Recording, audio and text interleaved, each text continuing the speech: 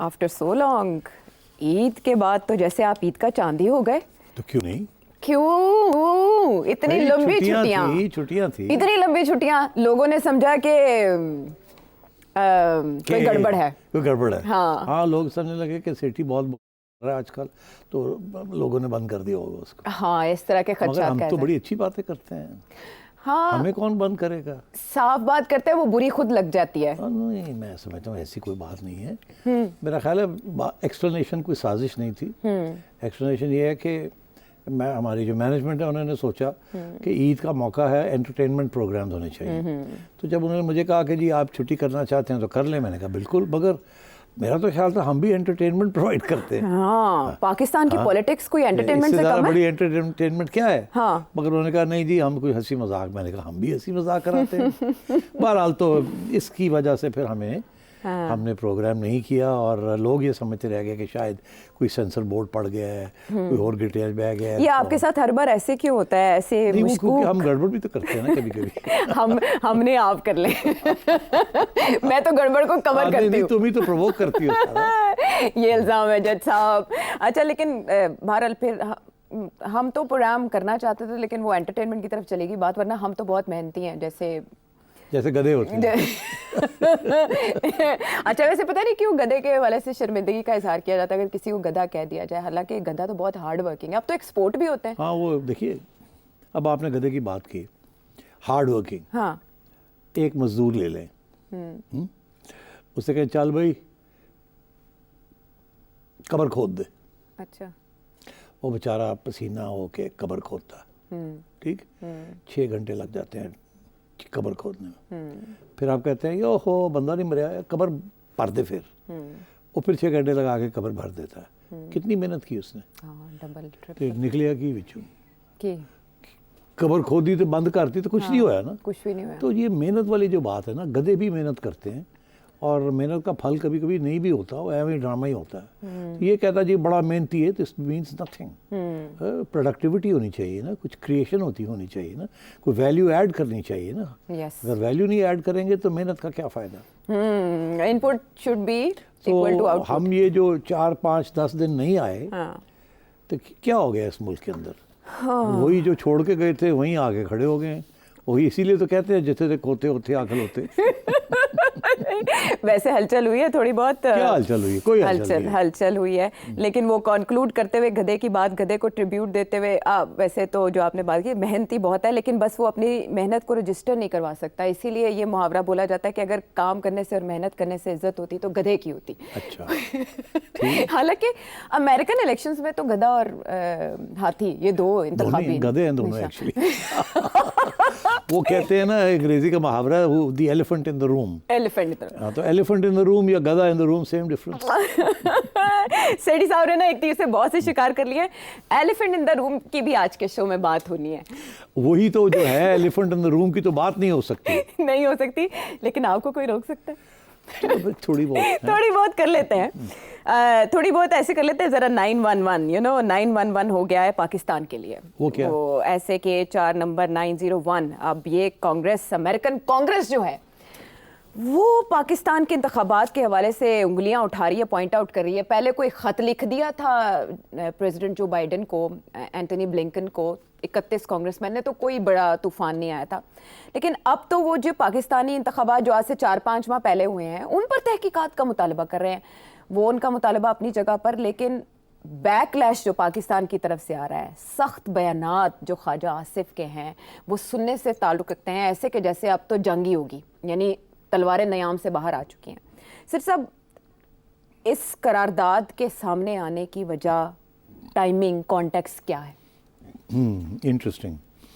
देखिए, आपने बैकग्राउंड तो बता ही दी कि पीटीआई वाले बड़ी मेहनत कर रहे थे कि किसी न किसी तरीके के साथ अमेरिकन कांग्रेस से कोई रेजोल्यूशन पास कराया जाए या अमेरिकन गवर्नमेंट के ऊपर प्रेशर डाला जाए कि वो पाकिस्तान की हुकूमत ये हाइब्रिड रेजीम के ऊपर प्रेशर डाले और इमरान खान साहब को रिहा किया जाए और फिर एक नए इंतखाबात किए जाएं, क्योंकि इनका ये ख्याल है कि नए इंतखाबात इमरान खान साहब जीत जाएंगे। तो उनकी तरफ से तो एक पूरी प्रेशर ग्रुप और प्रेशर पॉलिटिक्स चल रही थी। अच्छा। यहाँ तक हमें बताया गया था कि उन्होंने लॉबिंग कंपनीज भी हायर कर ली। ठीक है, सो ये तो जायज़ एक्टिविटी है कि लॉबिंग कंपनीज को आप इस्तेमाल करें, कांग्रेस को आप इन्फ्लुएंस करें। और ये पहली दफ़ा नहीं है, अमेरिकन कांग्रेस ऑपरेट ही इस प्रिंसिपल के ऊपर, इस असूल के ऊपर करती है कि लॉबिंग जो है वो कानूनी तौर पे जायज़ है। ये एक प्रोजेक्ट के लिए जाके ऑफिशियली करना अपने आप को कि मैं लॉबिस्ट हूँ, मैं इस बंदे की लॉबी को प्रमोट करना चाह रहा हूँ। अच्छा। वो अमेरिकन लॉ के अंदर इजाज़त है। इनफैक्ट ये है कि खुफिया तौर पे आप मत करें, ओपनली आके रजिस्टर करें कि मैं लॉबिस्ट हूँ, टबैको इंडस्ट्री के लिए हूँ, पाकिस्तान हुकूमत के लिए हूँ, पाकिस्तानी अपोजिशन के लिए हूँ, जिसके लिए भी हूँ, मैं जाके वहाँ लॉ एस्टेब्लिश करूँ, तो वो तो जायज़ है। अब आपने जो सवाल पूछा उसका एक जवाब तो ये है कि पीटीआई की बड़ी मेहनत है इस स्पेस में। अच्छा।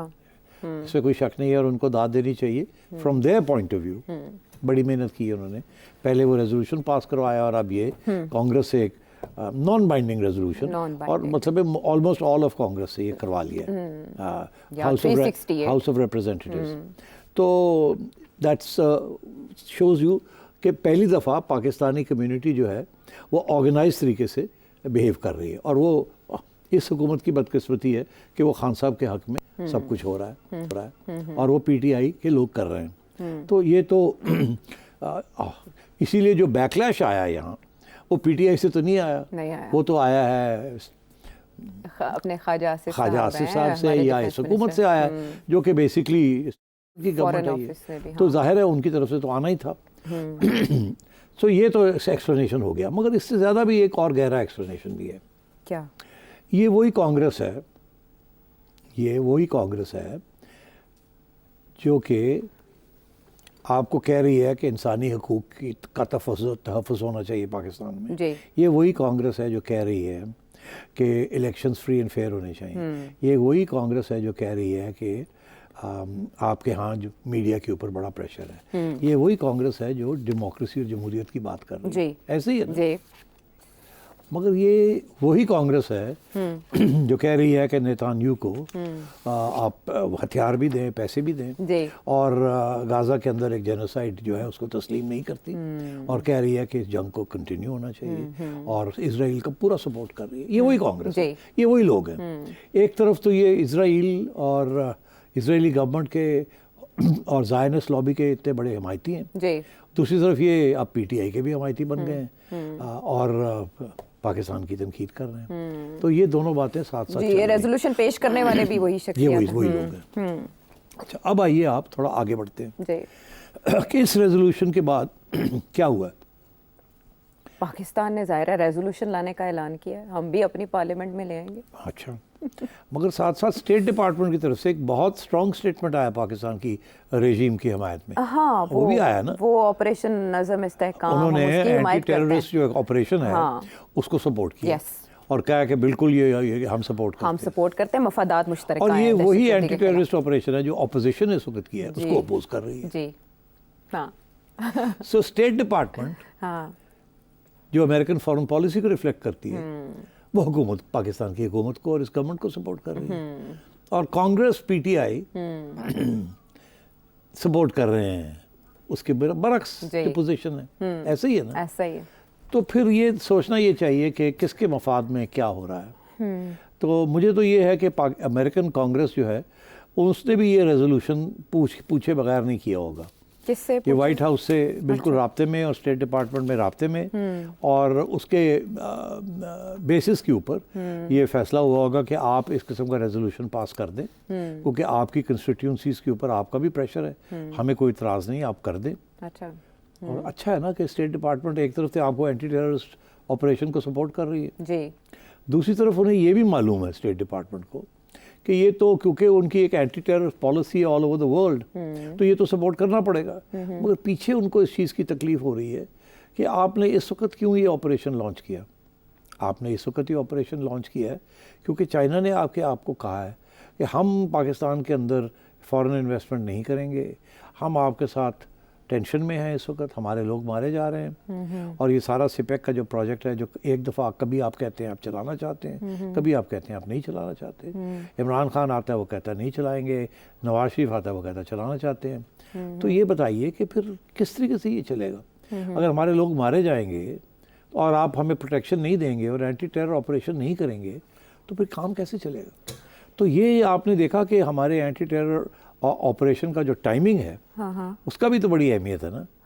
कि ये टाइमिंग है, अभी चाइना के साथ मुज़ाकरात हुए हैं बड़ी डिटेल के अंदर। अच्छा। उसके बाद उनके बहुत सीनियर मिनिस्टर यहाँ से होके गए हैं, वो आर्मी चीफ को भी मिले हैं, प्राइम मिनिस्टर को भी मिले हैं। और ये बातें चाइना की तरफ से लीक भी हो रही हैं कि वी आर वेरी कंसर्न्ड कि जिस तरीके से हमें टारगेट किया जा रहा है, यहाँ तक कि वो ये कह रहे हैं कि पूरी एक स्पेशल फोर्स बनाई जाए चाइनीज़ इंजीनियर्स को और चाइनीज़ पर्सनल को प्रोटेक्ट करने के लिए।